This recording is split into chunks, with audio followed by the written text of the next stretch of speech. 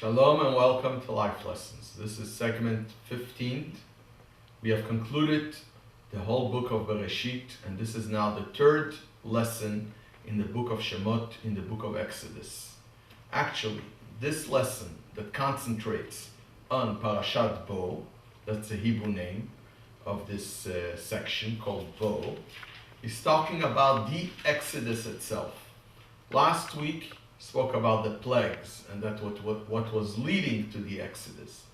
The story of the Exodus after the conclusion of the three plagues is in this section today, Parshat Bo, where actually they came out of Egypt. Mentioned many times, and it's important to note that when we talk about freedom, because this is what it is, if we look on it just in a simple way, here is a whole bunch of people that were enslaved, and if not God's intervention, they would have been stuck there forever. And we sit on the night of Passover. That's why we celebrate Passover. And one of the statements that we make on the night of Passover, that if God wouldn't have taken us out from Egypt, we'd still be there. We'd still be there. It's amazing that even as today, I don't think, and everyone would agree that Egypt is the best place where you want to live when you don't know what's going to be tomorrow. But anyways, let's leave that on the side and to go back to the time of the Exodus.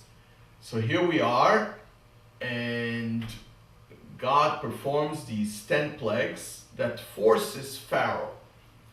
We're dealing with an individual that controls his country, but it's not just him, because his country people are listening to him, and that's why the plagues were there. And Pharaoh is very stubborn, as we see in the Chumash here, in the Bible here. He does not want to let them go. And in the beginning of this section, we see already the beginning of a turnaround.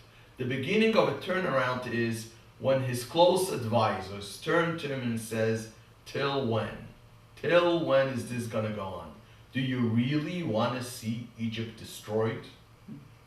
Because when Moses comes and he announces that the next plague is going to be locusts and everything is going to be eaten up. And they turn to him and they say, Pharaoh, till when is this going to go on? Do you really want Egypt destroyed? And Pharaoh says, okay, call them in. And he starts negotiating. How about just the men go? Let the women and children stay. They say, no, everyone has to go. And you see Pharaoh back and forth and says, no. And he kicks them out. No, they're going to stay here. And then came the plague of darkness, and the plagues of the firstborn, and then the Exodus itself. So the first thing is like this. First thing is that we see right in the beginning is where the cracks in the defiance is falling apart. When all of a sudden the people around you are not with you together, that's already showing that you're about to give in. You may not have done it, but that's an important thing that to teach us. Number one, when we have principles and we stand strong on our principles, eventually we're going to see a beginning of a redemption by seeing the so-called other side starting to give in. It may not happen all at once, but what's important to us is, as Moshe was doing every time, he would come and announce, let my people go. And this is a message that repeated itself all the time. So, a lot of times we say to ourselves, why repeat the message? Why repeat the message? We know what the message is. In order to reinforce what we believe and what our principles are, we need to reinforce the message. Yes, I believe in God. But everyone knows that. Even if everyone knows that, I need to repeat that. And all the good things that we do. It's interesting, and we know that from when it comes in education, parents and children. If a parent is going to just say, I already told my child once. I don't need to repeat to them. We all know what's going to happen. And then sometimes parents do get frustrated and they say to themselves, I keep on repeating. How many times did I tell you no? How many times I said, don't do this, don't do this? I'm not going into that sometimes we have to work on the positive reinforcement and not so much on the negative. But I'm talking more about the idea that we repeat ourselves all the time. And the repeating ourselves all the time is something very important because this is what brings success. So this is step number one. God tells to Moses, go to Pharaoh. And this Moses could have been easy, turned to God and says, I've been there. Not only once, not only 2 times. No, go and tell him again. So the message needs to be reinforced. You want to be successful with what you're doing? I would say we sometimes need to say it to ourselves. We say it to ourselves, and that's how we have influence on the people around us. So that's number one. So we see what happened, that Pharaoh himself, on the night of the Exodus, runs and he tells everyone, please go, please go. But something interesting happens here. One of the things that happens here, the verse says, here came midnight, and they struck all the firstborns. Pharaoh, as I mentioned, got scared because he was a firstborn, and he ran to Moshe and to Aaron. He says, let everyone go. There's a verse here that's important to note because it's in continuation what we've seen earlier. The Israelites, the children of Israel, followed the order of Moses, and they requested from the Egyptians silver objects, golden objects, and robes. An interesting thing that happened here. Earlier on, God commanded Moses, and he said to him, when it comes the time of the redemption, there's a very important things before they leave. Tell the people they're gonna need and go and ask from the Egyptians silver vessels, golden vessels, and God will give favor in the people and they will give them.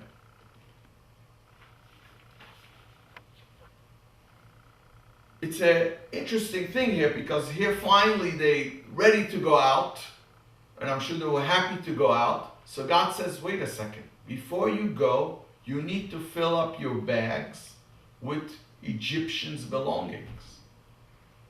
They needed to ask them. They can come and steal it from them. There was the plague of darkness, which says they couldn't see what was going on. And it was very easy, the Israelites could have taken stuff down, but that's not the way of doing things. God said very clear, he says it has to be with their permission. So the question becomes here, what is this exactly? So a little bit of background is very important here. We know what God told Abraham. God told Abraham the future. So he said to him as follows, there's going to come a time that your children will be enslaved in a country that's not theirs. But eventually they will come out. And then God added on a line. It says, they will come out with great wealth. I promise you, Abraham, they won't come out poor. To understand, if you're in slavery and you come out of slavery, you're just basically very happy to come out of slavery. And sometimes, you want to take your legs and start running. And here God says, wait a second. I promised Abraham, you're going to come out with great wealth. You need to go to the Egyptians and ask them. We're going to now turn to events much later on that are discussed in the Talmud.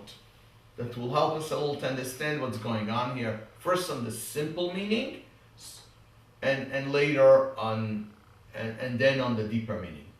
Because there's many people that ask the question, what's going on over here?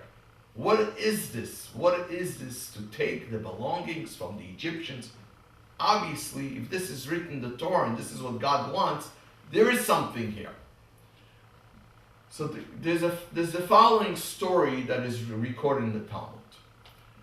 In our history, we had one of the well-known kings that was a superpower, Alexander the Great. It says Alexander the Great came to Israel.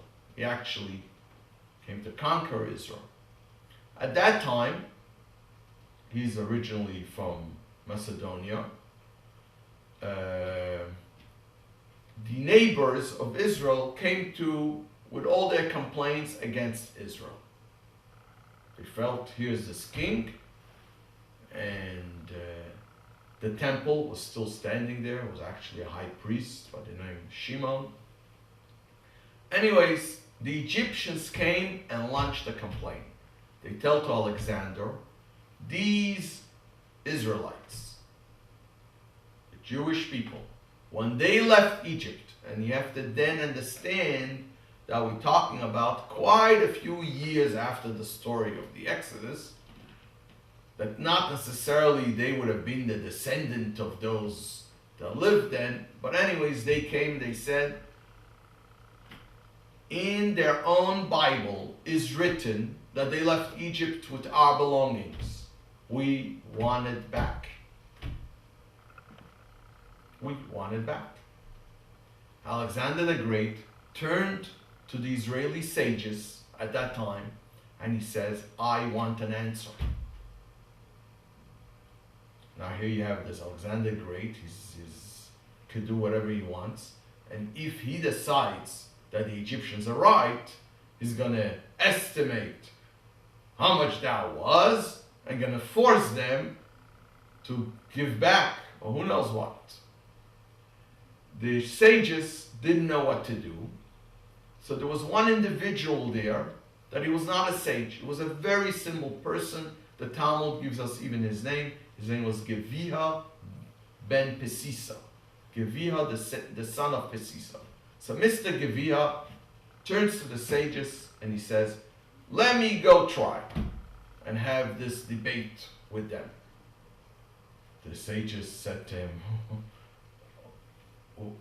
how are you proposing to do that? He says, listen, I'm going to go and I'm going to try my best.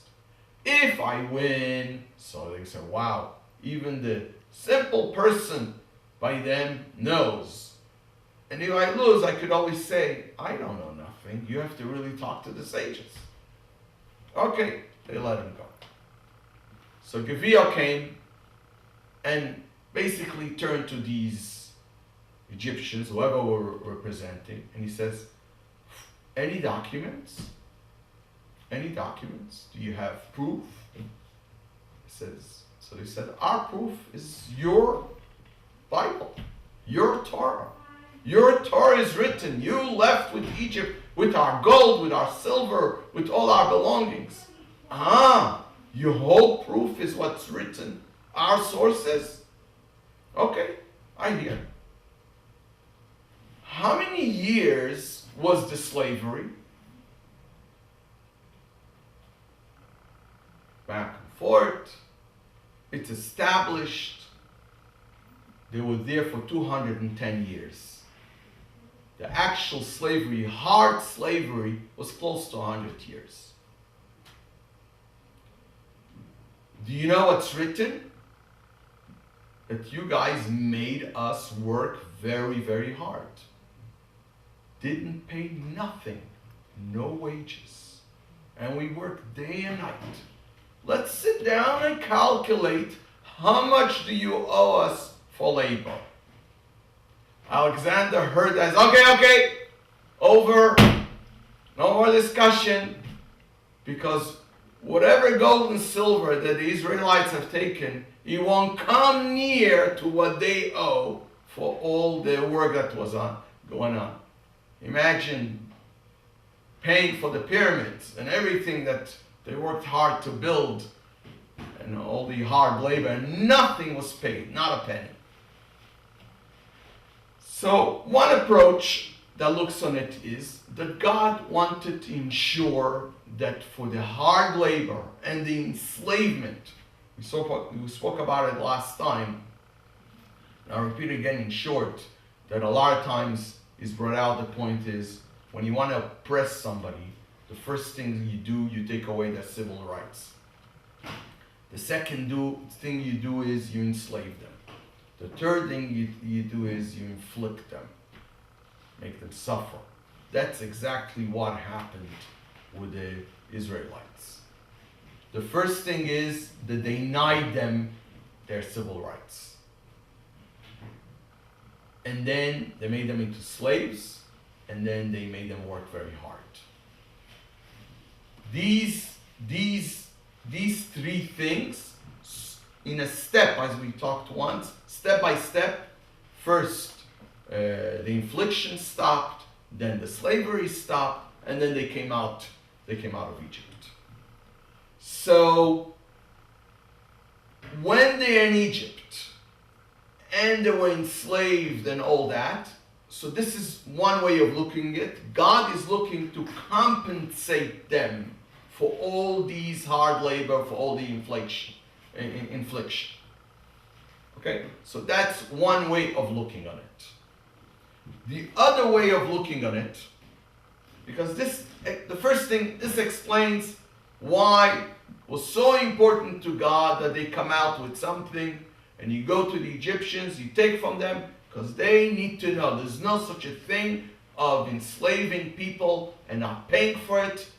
So besides that you're not coming out of Egypt, you need to pay for all this work that they have done for you. Okay. Now comes in more of a Kabbalistic idea. Kabbalistic idea says something very important. It talks about when God created the world, He created our world, and then it speaks about a higher type of a world. In Kabbalah it's called Tohu, the world of chaos. And how is that described? Many, many lights, but very few vessels. Many lights means so much from divine, from God, however, not too much to receive, so people cannot handle it. So there's expression in the Kabbalah, what I would say equivalent, those that remember then how the electricity used to work with fuses, where the fuse popped. Couldn't handle it. It was too much. So then God created where it could handle it. So a lot of times, as we would say, God is concealed. So why? So we should be able to handle it. If you brought in a lots of watts lights in a room, it will be impossible to see. If God in His essence is revealed the way He is, it's impossible to handle it. So the description, the Zohar is the fuse popped.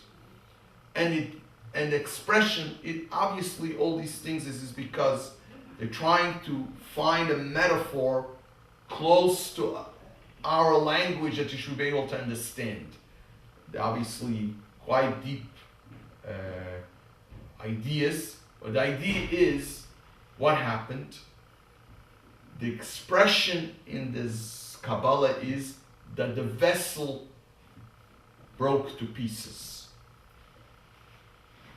There's even an expression, 288 pieces. All these pieces fell in this world, and they are called sparks. Sparks of holiness that are hidden in different places of this universe. And our job is to elevate them. To find these sparks and elevate them. Sometimes you come to a place that may look no hope whatsoever. Nobody believes, nobody's interested, people are doing just against God's will. But guess what? Somewhere there's some hidden sparks. And therefore, people that know what they're doing need to elevate those sparks. And when we elevate the sparks, we make the area more pure, more holier. In Kabbalah, they speak about that in Egypt, they needed to elevate a lot of these sparks. And that was the idea of taking all this gold and silver with them. Because the idea was to take something that belongs to the opposite, to the opposition, to the opposite of holiness in our case over here, and now it will be used for something holy.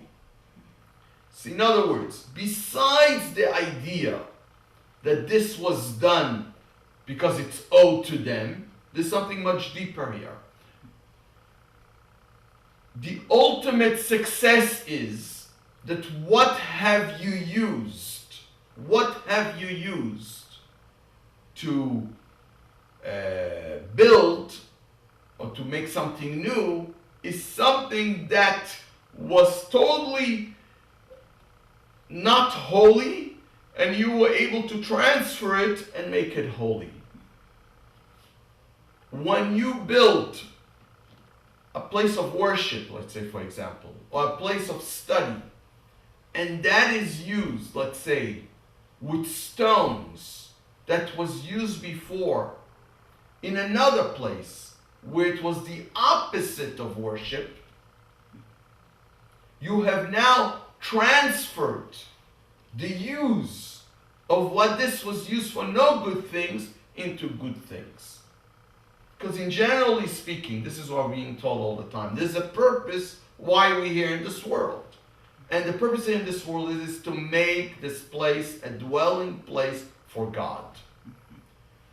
How exactly are you going to make a dwelling place for God? Obviously, is by transferring all these things that are in opposition, that they should become admirers. The biggest success is when you take somebody that is so far away from the whole thing and they are successful in changing and become an admirer. So that is human beings. But even when we talk about physical things, so let's say a building that was used for no good things, and I could leave that to everyone's imagination. And all of a sudden, that has become now a house of worship. You had just transferred the place into something holy.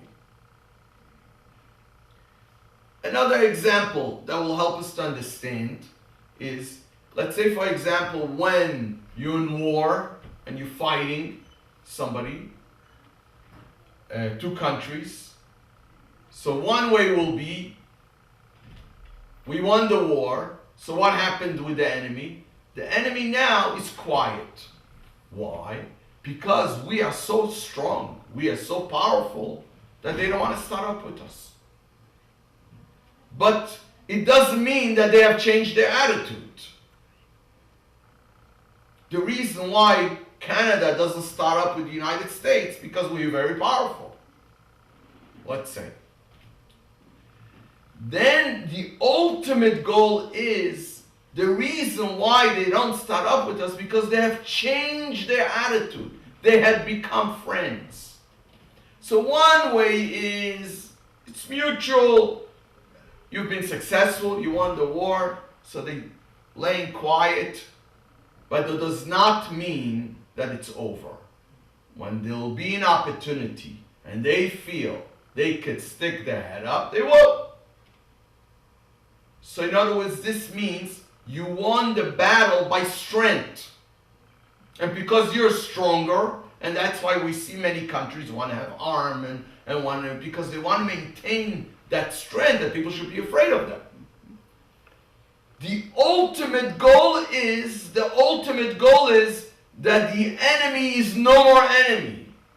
The enemy is not laying low waiting for an opportunity. They had changed their position. They had become friends. That's the idea of all these sparks that I mentioned before that are here in this world, is to elevate those sparks. These sparks that had fallen into so-called enemy territory. What do we mean here, enemy? Things that are foreign to the service of God, and that's being used for the service of God, then it's a whole different story. And therefore we find something very interesting. All this gold and silver that they took with them in the desert was used for something holy. It's going to take a year, and God is going to come and tell Moses, build me a house to worship, known as the Mishkan, tabernacle. How is that exactly going to be built, says God? It's going to come from the donations of the people. And later on, in a few segments from now, we're going to see that everyone came and donated. The men, the women. What did they donate? Gold and silver. From where did they have it? From the Egyptians. So what was taken for the Egyptians, number one, as compensation, but even more so, as elevating the sparks. This is the ultimate elevation of the sparks, is when this is used to serve God. That's the ultimate goal of the Exodus. The Exodus was not just, hey, we were slaves and we are free. Yes, we were slaves, but we are free to serve the Almighty. That's why we're going to Mount Sinai to receive the commandments. So this freedom has a very important message to it. It's not freedom just the sake of freedom. Then we could have been free and stayed in Egypt. Many people became free in different countries and stayed where they are. No, God said, you're going out from here to Mount Sinai to receive the Torah, because that's the ultimate goal of what we should do with the freedom. Thank you very much.